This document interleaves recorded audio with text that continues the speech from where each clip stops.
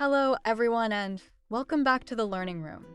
This is second lecture of our new series Crash Course in Syntax. In this lecture, we will introduce what is word in syntax and different grammatical categories of word are used in syntax. By the end of this lecture, you will have a solid foundation for the topics covered throughout this crash course in syntax. Let's get this basic question out of the way.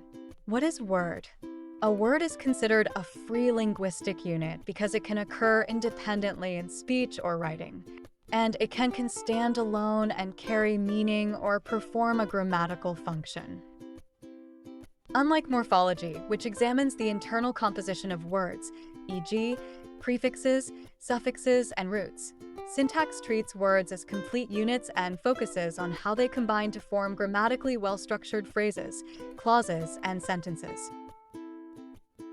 Up next is grammatical category. A grammatical category is a group or class of words that share similar grammatical properties and perform similar functions in sentences. In other words, the words within the same category have common grammatical characteristics and are used in similar ways. For example, student, teacher, and book belong to the noun category. Run, write, and think belong to the verb category, and happy, intelligent, and read belong to the adjective category.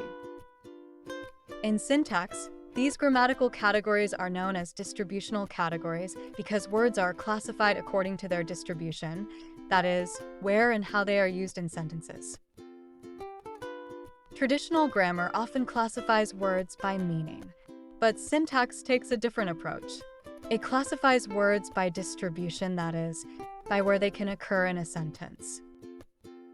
For example, in the frame, the dash arrived, words like student, teacher, and doctor all fit naturally. Because they share the same distribution, they belong to the category of nouns. Similarly, in the second example, they dash every day, words like study, work, and run fit, so they belong to the category of verbs. In modern syntax, grammatical categories are therefore understood as distributional classes or groups of words that behave similarly within sentence structure. Linguists do not identify nouns, verbs, and adjectives only by meaning. They also look at distribution, that is, where a word can appear in a sentence. If several words can occur in the same grammatical position, they belong to the same grammatical category. For instance, in the above two examples, words like students, teacher, and doctor can all occur in the blank. Because they share the same distribution, they belong to the category noun. This question is asked frequently why do we need grammatical categories?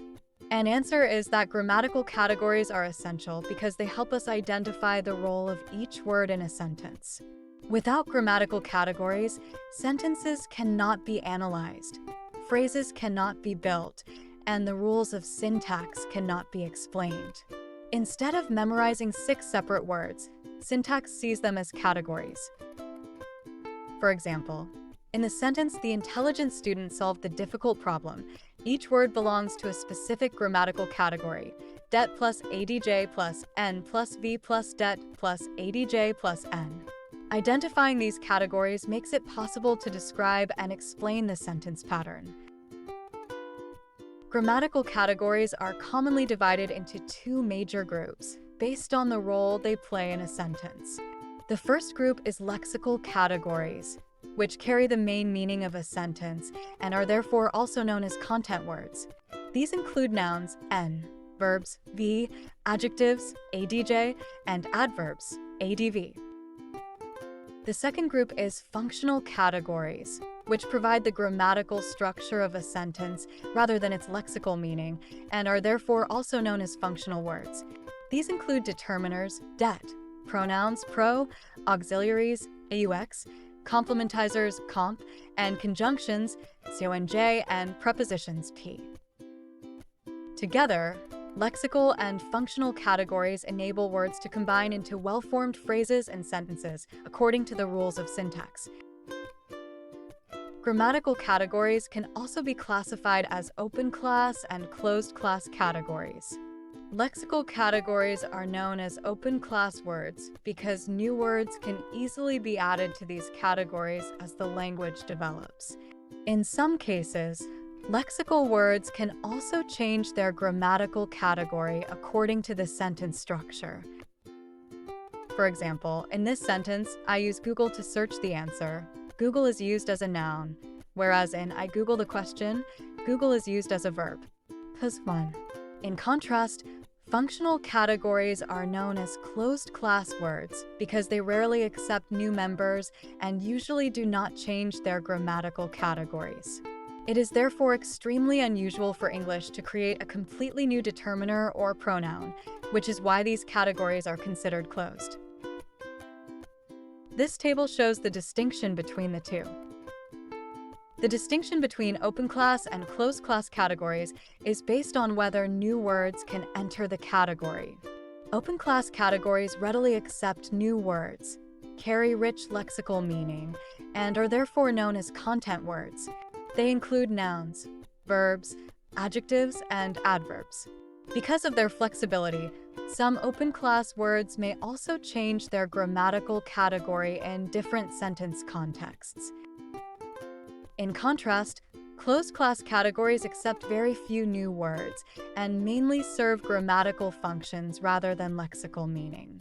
They include determiners, pronouns, conjunctions, and other functional words. These categories remain relatively stable in English, which is why they are referred to as closed classes. Grammatical categories are important in syntax because they allow us to formulate phrase structure rules, which describe how words combine to form phrases and sentences. Meaning alone does not determine category. Syntactic function and distribution are crucial. Without grammatical categories, it would not be possible to make general rules about sentence structure. A common misconception is that a word always belongs to only one grammatical category. However, the grammatical category of a word may depend on its use in a particular context. For example, in sentence I read a book, book functions as a noun, whereas in sentence please book a ticket, book functions as a verb. That's all for today's lecture. Thank you for watching. Stay tuned for the next lecture. If you have any questions, feel free to write them in the comment section. I'd be happy to answer them. Your feedback really matters to us, so let us know whether these lectures are helpful and how we can make them even better. Your room to learn is just a click away. Like and subscribe today.